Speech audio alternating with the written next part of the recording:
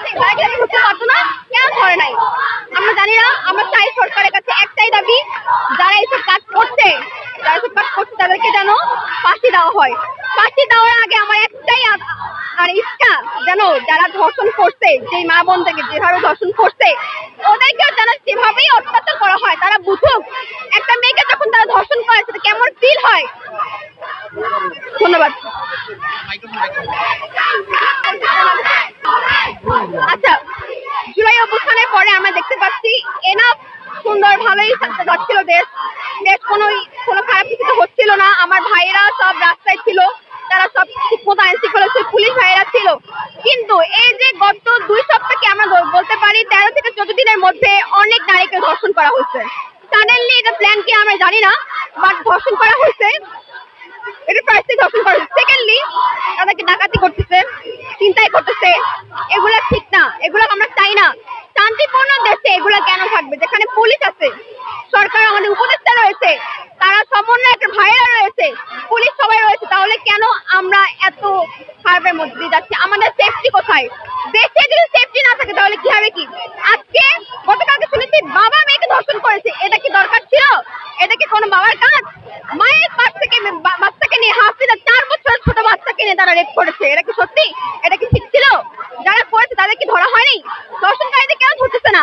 আমরা তাদের চাই যেভাবে তারা ধর্ষণ করে ওভাবে যেন তাদেরকে অত্যাচার নিপীড়ন করে তাদেরকে যেন জেলে ঢুকানো হয়, এ পর্যন্ত তাদেরকে ফাঁসি দেওয়া হয়। আমরা এটা চাই। আর আমরা সেফ চাই। যদি ফুটেজ আছে, সব জায়গায় পুলিশ আছে, তাহলে কেন আমরা এত ইচ্ছার মধ্যে থাকি? আমরা কেন সেফটি পাচ্ছি না? কেন সেফটি পাচ্ছি না? আমার মা বোনেরা কেন সেফটি থাকবে না? কিসের জন্য? জাতি যেখান থেকে গর্বিত হচ্ছে, জাতি যেখান থেকে তৈরি হচ্ছে, সেই জাতিকে তারা মারতেছে, সেই জাতিকে তারা ধর্ষণ করছে।